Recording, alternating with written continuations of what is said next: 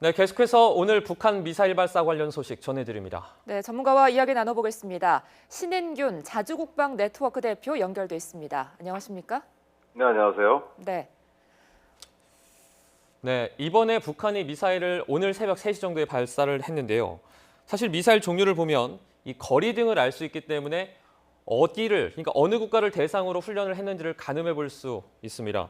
아직 확실하진 않지만 지금 발사된 미사일이 어떤 것일 거로 좀 예상을 하십니까? 지금 이제 나온 보도로 보면 그 평안남도 평성시에서 일원해서 이제 쏴서 이제 동해 쪽으로 날아갔다. 근데 방금 이제 우리 YTN 워싱턴 특파원 그 말에 따르면 한 50분 정도 비행을 했다라고 미국에서 평가하고 있다고 하지 않습니까? 그렇다면 지난 9월 15일 날 한 30여 분 비행해서 3,700km를 날아갔는데 네. 50분 정도 비행했다면 이건 최소한 5,000km 이상은 비행을 했다라고 평가할 수 있거든요.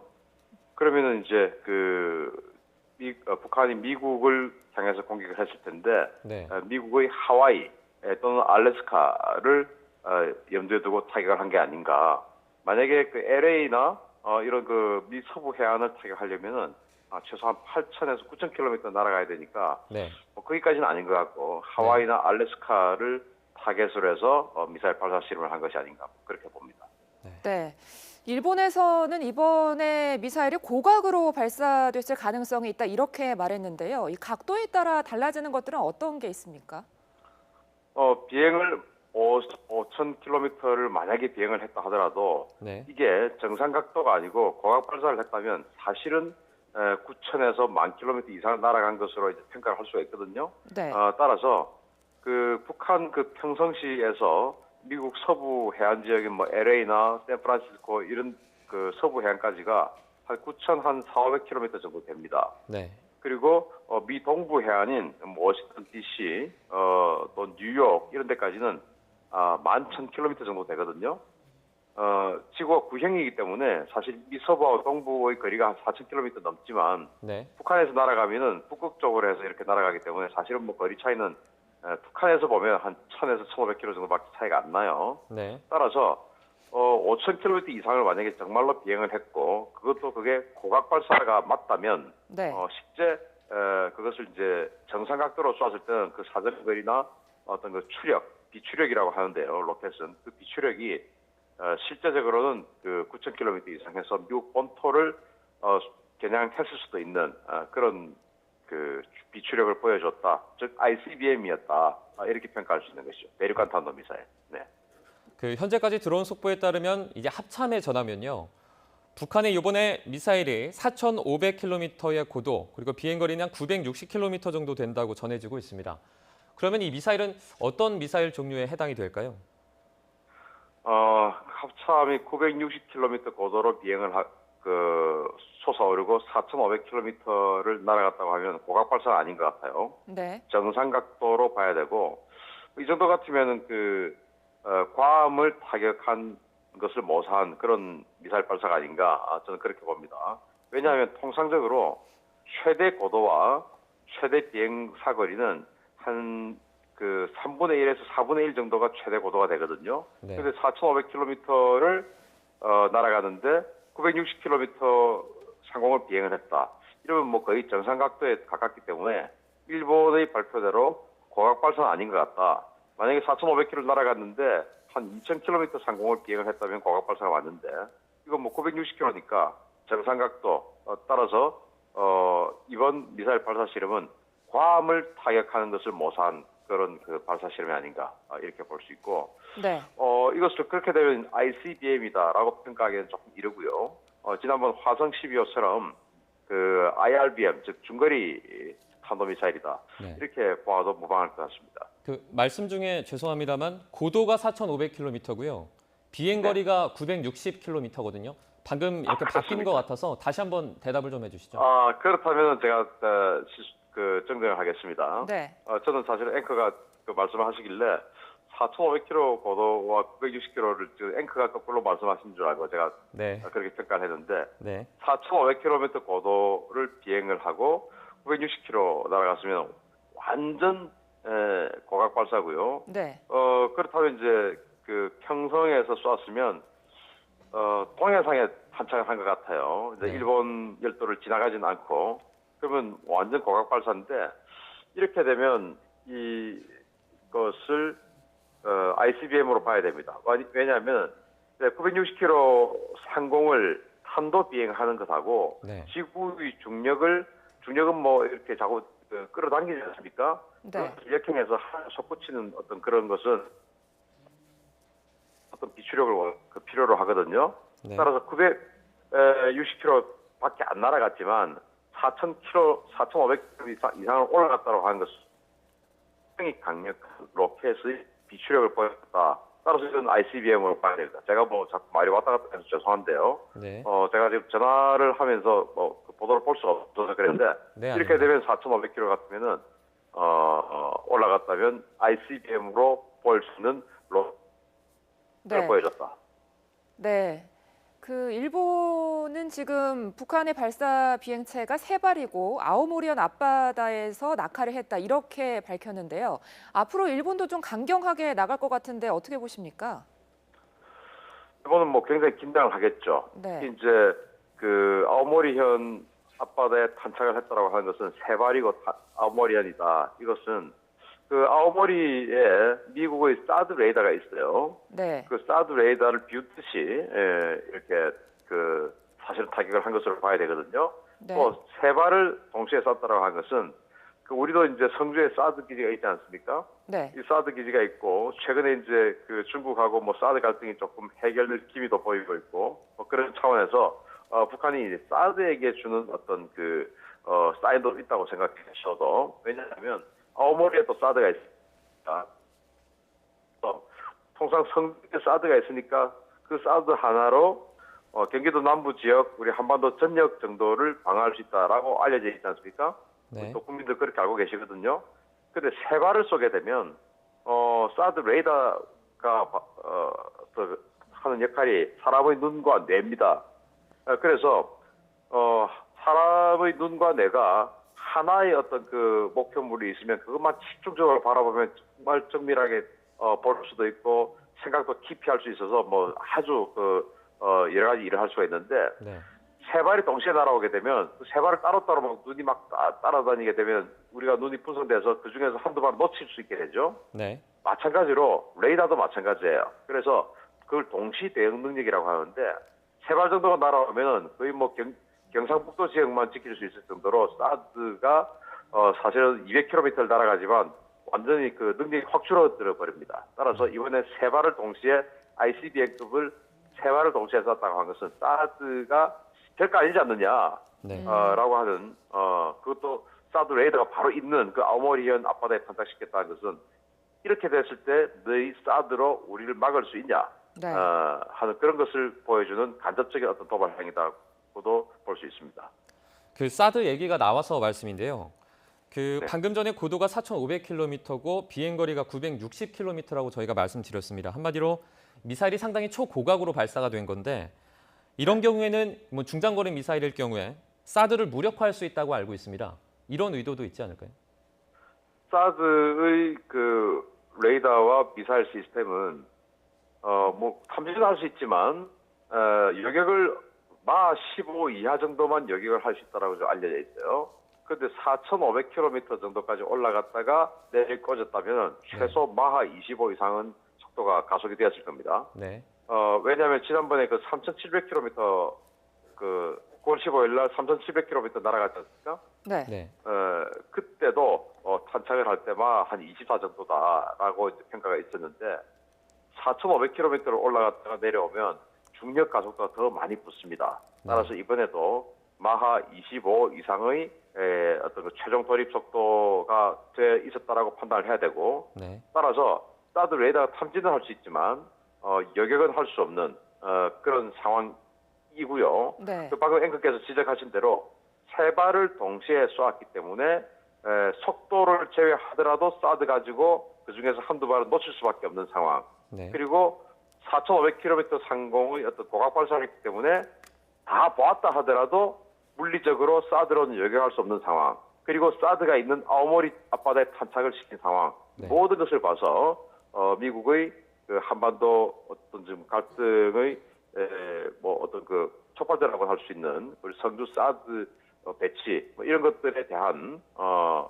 그런 그 어떤 그 비웃음 뭐 이런 것도 될 수 있는 그런 상황입니다. 따라서 사드로는 사실은 오늘 이것을 탐진할 수 있을 때 못 막습니다. 네. 그럼 오늘 발사된 미사일의 고도나 거리 같은 걸 따져봤을 때 지금 현재 북한 핵의 완성도는 얼마나 된다고 볼 수 있을까요?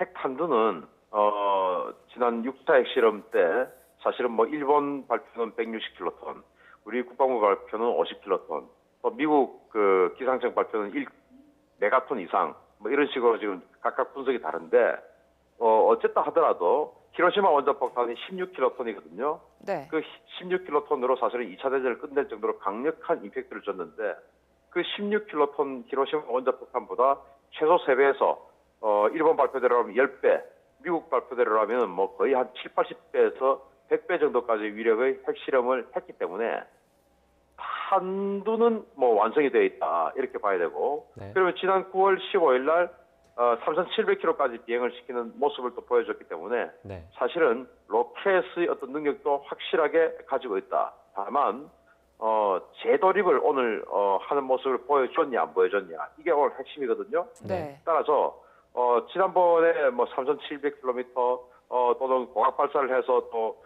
700여 km 이런 쪽으로 날렸을 때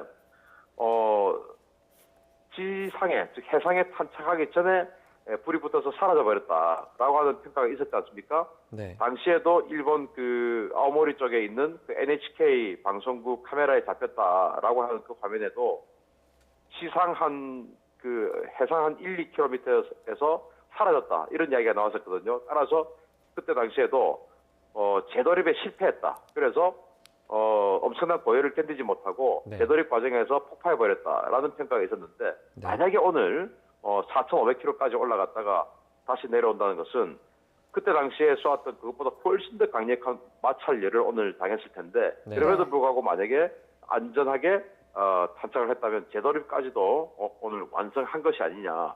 네. 그래서 우리가 이제 그 미 국방부에서 발표한 걸 조금 더 지켜봐야 되는데 재돌입에 성공했냐 안 했냐 네. 여기에 따라서 미국의 군사적 대응도 상당히 바뀔 것이다. 재돌입에 성공하지 않았다면 미국은 상당히 그래도 뭐 시간적 여유가 좀 있으니까 그들이 설정한 레드라인에 선을 넘지 않았다라고 평가하고 연말을 넘어갈 수가 있겠지만 만약에 재돌입을 했다라고 평가가 되는 순간 한반도는 엄청난 군사적 위기 속에 빠질 것이다. 저는 그렇게 봅니다.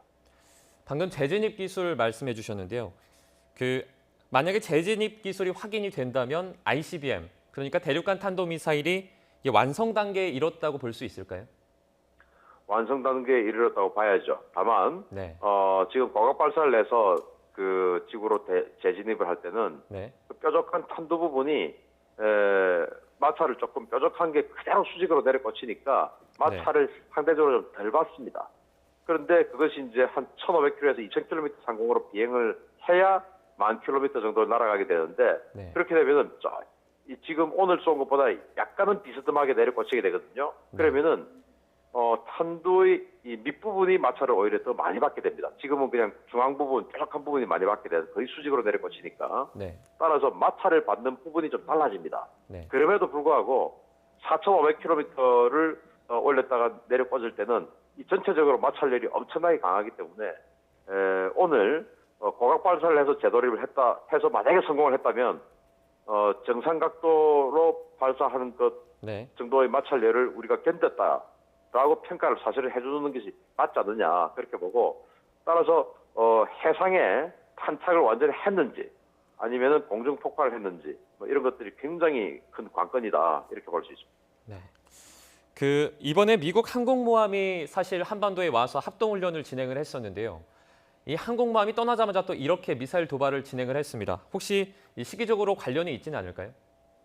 그래서 이제 지난번에 그 미국 항공모함 로널드 레이건하고 중동에서 작전을 하고 미국으로 돌아가던 니미츠 그리고 중동으로 작전을 하러 가던 시어돌 루즈벨트 이 세 척의 항공모함이 우리 동해에서 합동 해상 기동훈련을 했어요. 네. 당연히 그때는 이제 북한이 그 항공모함 세 척으로라도 사실은 북한과 전쟁을 해서 이길 수 있는 능력이 되니까 네. 어떤 도발도 하지 않을 것이다 라는 예상이 지배적이었고 네. 또 북한이 새로 도발을 한다면 언제가 될 것이냐라는 질문이 있었을 때 뭐 저도 그랬지만 항공모함이 떠난 직후가 될 가능성이 높다라고 이야기를 했죠. 왜냐하면 항공모함이 떠났기 때문에 다시 돌아오려 하면은 미국의 군사적 스케줄을 완전히 바꿔야 되거든요. 네. 네. 그래서 그때 예상대로 항공모함이 떠난 직후인 오늘 미사일 발사를 했는데 네. 따라서 미국이 전면적으로 북한을 타격할 수 있는 능력은 지금 없습니다. 다만 다음 주부터 그 12월 4일부터인가요? 미 공군하고 한국 공군하고 비질런트 훈련이라고 네. 엄청나게 큰 그 공군 합동 훈련을 합니다. 한 230여 대의 전투기가 각종 전투기가 동원이 되는데 여기에 이제 F-22 그 랩터 전투기 그리고 F-35A 그 라이트닝 전투기 이런 스텔스 전투기들이 다 참가를 하고 B-1B 폭격기까지도 참가를 하거든요. 따라서 북한이 전면전은 뭐 두려워했지만 네. 혹시나 미국이 그 F-22 랩터와 F-35 그 스텔스 전투기 가지고 폭격을 한다 하더라도 그 정도는 한번 견뎌보겠다라는 과감한 판단을 한 게 아닌가 생각이 네. 되고 이 정도로 북한이 도발을 했는데 미국이 이제 그 다음 주에 한미연합 공군 훈련을 하면서 네. 과연 어떤 모습을 보여줄 것인가 여기에 사실은 우리 9월달 12월 또는 1월에 우리 한반도에 어떤 군사적 충돌이 일어날 가능성에 대한 바로미터가 될 수 있다. 뭐 저 그렇게 봅니다. 네. 오늘 미사일 발사 직후에 우리 군은 이 도발에 대응해서 정밀 타격 훈련을 실시했다고 밝혔는데요. 이게 미사일 발사 ICBM급 미사일 발사라는 규모에 대응하는 적절한 대응이라고 볼 수 있을까요? 어떻습니까? 오늘 우리 대응 훈련은 지해공 그러니까 그 육군 유도탄 사령부 그리고 해군의 이지스함 그리고 이제 공군이 가지고 있는 각종 우리 또 순항 미사일이 있습니다. 네. 그런 것들을 동시에 탄착을 시키는 훈련. 예를 들어 북한도 세 발을 이제 뭐 거의 뭐 동시다발적으로 쏴서 동시에 탄착을 시켜서 사드가 여격을 할 수 없게끔 만들었지 않겠습니까? 네. 그런 모습을 보여줬고요. 따라서 우리도 그 육군과 해군 공군이 한꺼번에 쏴서 각기 다른 시간에 쏴서 한꺼번에 동시에 돌입시키는 즉 북한이 절대로 해결할 수 없는 그래서 우리가 KMPR이라고 하는데 대량 응징 보복이라고 하죠. 그래서 이번에 대량 응징 보복의 그런 대응 모습을 오늘 우리 육해 공군이 북한 미사일 발사 7분 만에 7분 만에 보여줬다 이렇게 이야기를 하거든요. 네. 그것이 우리 시청자 여러분들께서 생각하시기에 그게 북한한테 큰 어떤 의미가 있냐? 네. 북한을 향해서 미사일 쏘고 뭐 지휘 세력, 지원 세력을 타격한 것도 아닌데라고 하실 수 있지만 네. 일본 공해상 쪽으로 미사일을 쐈는데 우리가 북한 본토를 공격한다는 것은 전쟁하자는 거 아니겠습니까? 네. 사실은 그렇게는 할 수 없고 다만 우리의 능력을 보여준 것은 그 정도면 좀 적당했다라고 생각을 하죠. 왜냐하면 동시에 우리가 탄착을 시키는 훈련을 했다고 했으니까 네. 그 훈련이 성공했다면 각기 다른 곳에서 쏘아서 각기 속도가 다른 어떤 그 탄도미사일이 빠르고 순항미사일이 늦고 막 이렇게 여러 가지 차이가 있거든요. 그런 네. 것들을 시간이 속도가 빠르고 늦은 것을 동시에 탄착시키는 훈련을 했다라고 한다는 것은 네. 우리 군의 능력이 아주 상승돼 있다. 그리고 육해공이 연합작전이 아주 성숙되어 있다라는 것을 보여줬기 때문에 북한에 보여주는 메시지가 한국군이 뭐 호락호락하지 않구나 하는 모습을 보여주는 데는 좀 충분하지 않았나 생각합니다. 네. 이번에 군 당국이 6분 만에 대응을 했습니다. 그리고 또 실제로 북한이 이렇게 미사일을 발사한 데 대해 빠르게 대응을 했다고 일단 평가가 되는데 사실 본질적으로 이렇게 고각 발사를 했을 때 이 사드가 약간 무용지물이 된다는 이런 부분은 조금 문제가 될 수 있을 것 같은데 어떻게 생각하십니까? 그래서 제가 이제 그 몇 년 전부터 줄곧 주장을 해왔던 것이 사드가 여격을 할 수 있는 것은 사실은 아주 제한적입니다. 네. 북한이 가지고 있는 탄도미사일 종류가 단거리 미사일인 스커드 미사일 그리고 중거리인 노동 미사일 이 스커드와 노동이 제일 많거든요. 그리고 이제 무수단 미사일 또 잠수함 발사 탄도미사일인 SLBM, 그리고 이제 최근에 보여주고 있는 화성 12형, 화성 14형 뭐 이런 것들이 있고, 또 북극성 그 계열의 고체연료 미사일도 있고 이런 여러 가지가 있는데, 네. 이 중에서 사드가 막을 수 있는 게 사실은 노동 미사일과 스커드 미사일 정도뿐일 정도로 네. 사드의 능력은 제한적이에요. 사드의 레이더는 미군이 가지고 있는 여격 체계 중에서 가장 좋다라고 평가를 할 수 있지만, 네. 사드 미사일 자체의 능력은 사실은 아주 제한적이기 때문에 네. 그 사드로 노동 미사일과 스커드 미사일 외에는 여격하기 힘듭니다. 그런데 북한이 사실은 뭐 그동안 노동 미사일, 스커드 미사일 안 쏜 지 오래됐죠. 네. 우리가 그 사드를 배치한 이후에는 북한이 뭐 노동 미사일 같은 거 잘 안 보여줍니다. 왜냐하면 의미가 크게 없으니까. 따라서 오늘 쏜 뭐 화성 14형이라고 해야 할지, 네. 아니면 뭐 화성 13형이라고 해야 할지는 모르겠지만, 네. 이런 과학발사형 탄도미사일 속도가 너무 빨라서 사드는 막 15 정도까지밖에 대응을 할 수가 없고, 또 잠수함 발사 탄도미사일처럼 사드의 탐지 각도인 120도 각도 옆에서 쏘아서 사드가 탐지할 수 없게끔 만들고, 아예 볼 수 없게끔 만들고, 이런 것들 사드가 대응이 전혀 안 되거든요. 따라서 이런 것들을 대응을 하려고 하면은 우리 해군의 이지스함이 세 척이 있는데, 네. 이 세 척의 이지스함을 빨리 레이더 업그레이드를 해줘서 SM-3라고 하는 미사일을 장착을 해줘야 돼요. 네. 그래서 지금 우리 군이 조금 안일하게 좀 저는 그 계획을 세우고 있다고 보는 것이, 네. 지금 이제 2020년대 초반에 이지스함 세 척을 추가 건조를 한다. 지금 세 척이 있는데 앞으로 6척이 갈 거다. 네. 그 6척 중에서 그 추가 건조하는 세 척에 SM-3 미사일의 운용 능력을 주겠다. 네. 그래서 뭐 우리 국민들 생각하시기에 세 척 정도 있으니까 뭐 되겠네라고 생각할 수 있지만, 세 척이 있다면 한 척밖에 작전을 할 수가 없어요. 네. 예를 들어서 우리 전방에 우리 GOP에 군인이 3명 있으면 네. 야간에 한 명밖에 격에 서지 않지 않습니까? 2명은 당연히 한 명은 취침하고 있을 것이고 한 명은 휴식하고 있을 것이고 이렇게 교대로 작전하잖아요. 마찬가지로 배도 마찬가지입니다. 그래서 세 척이 있으면 순간적으로 대응할 수 있는 건 한 척이에요. 네. 그래서 한 척 가지고 북한이 동시다발적으로 쏘는 미사일 다 대응할 수 없거든요. 마찬가지거든요.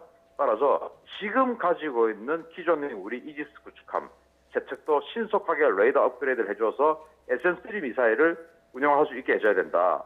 그 비용을 말씀드리면 네. SM-3 미사일 가격하고 또 그 레이더 업그레이드 비용하고 다 합하면 한 2조 원이 조금 넘습니다. 한 4, 5년에 걸쳐서 지불해야 할 돈인데, 그 1년에 한 4,500억 원 정도, 4천억 원 정도. 그래서 한 4, 500억 원 4, 5년 정도 지출을 하게 되면 그 SM-3의 여격 성공률이 한 두 발을 쏘았을 때 하나의 목표의 여격 성공률이 한 97% 정도 되거든요. 네. 그래서 97%를 이런 뭐 경기도도 마찬가지고 제주도 같은 도서 지역 다 포함해서 우리 대한민국 전역을 97%의 확률로 오늘처럼 빠른 미사일, 또 EMP 공격, SLBM 모든 것을 다 막아야 되는데, 크게 우리가 도저히 지출할 수 없는 어떤 그런 국가인가, 우리가 이런 엄청난 핵 위협을 막고 있는 상황에서, 그래서 저는 도대체 군이 아직도 우리 국민들의 어떤 안위를 지켜주는 것보다 육해공이 나눠 써야 할 예산 한도 내에서 지출을 해야 되기 때문에, 해군 예산이 이 정도밖에 안 되니까 거기서 알아서 해. 이렇게 되면 사실 해군은 못 가는 것이거든요. 네. 그 SM-3 못 하는 것이거든요. 그래서 나눠먹기 예산이 지금도 존재한다면 이거는 뭐 현재 안보 상황하고 너무나 안 맞는 것이다. 그래서 군은 나눠먹기 예산이 중요한 게 아니지 않습니까? 우리 대한민국 국민 지키라고 있는 것이기 때문에 조금 그 여격 체계에 대해서 다시 한번 재검토해 볼 필요가 있다고 생각합니다. 네, 뭐 이지스함 업그레이드도 이야기해 주셨는데, 그렇다면 이렇게 잇따른 미사일, 북한의 미사일 도발에 대응할 수 있는 우리 군이 가진 무기들은 구체적으로 어떤 것들이 있습니까? 지금은 전혀 없죠. 팩3라고 있는데, 팩3는 내년부터 이렇게 배치가 될 거거든요. 네. 그래서 2017년 12월, 11월, 12월 현재는 우리 대한민국 국군은 북한의 탄도미사일을 탐지는 할 수 있지만 여격할 수 있는 능력은 전혀 없다. 이렇게 볼 수 있고요. 네. 뭐 누군가는 또 이렇게 반박할 수 있겠죠. 우리 군이 지금 공군이 팩2 미사일을 가지고 있습니다. 네. 그거 가지고 할 수 있다라고 이야기하는 분들이 아마도 군 관계자 중에서 있을 겁니다. 네. 그 사실은 눈 가리고 아웅하는, 손바닥으로 하늘 가리는 일입니다. 왜냐하면 네. 네. 팩2 미사일은 전투기 여격하는 미사일이지 그 팩투 가지고 그 팩투는 이제 파편을 날려서 이렇게 파편을 가지고 목표물을 격추하는 건데요. 이렇게 속도가 빠른 탄도미사일이나 아주 단단한 탄도미사일 같은 경우는 여객이 사실 힘듭니다. 여객 네. 성공률이 20%가 안 돼요. 20%도 여객 성공률이 안 되는 그 팩투 미사일 가지고 뭐 대한민국을 지켜줄 수 있다.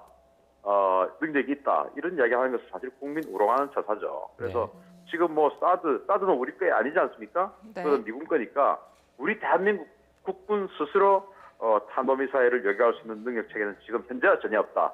그래서 지금 현재 이제 오산이나 평택기지, 군산기지, 또 경북 칠곡에는 외관기지 이런 것들은 다 미군 기지거든요. 여기 아마 패트리어트 3 미사일이 다 있을 거예요. 그런 것들하고 사드 이 외에는 다 미군 자산인데 이 외에 우리는 탄도미사일 여격할 능력이 전혀 없고 네. 내년에 우리 공군이 팩3 기지가 한 8개 정도 배치가 완료되는데 네. 그렇게 되면 수도권 한 반 정도, 서울을 포함해서 수도권 반 정도는 그 팩3 가지고 여격이 되는데 이 팩3는 또 마 10 이하 정도만 또 여격을 할 수 있어요. 네. 사드보다 더 또 능력이 떨어지죠.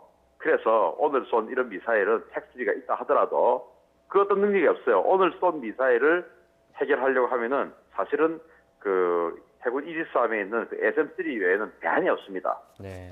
그런데 우리 군은 아직도 그 나눠먹기 예산 거기에 집착이 돼 있는지 네. 굳이 지금 뭐 그런 거에 대해서 안 하려고 하죠. 참 안타깝습니다. 네. 네, 알겠습니다. 북한의 미사일 발사 소식과 관련해서 신인균 자주국방 네트워크 대표와 자세히 얘기해봤습니다. 말씀 고맙습니다. 감사합니다.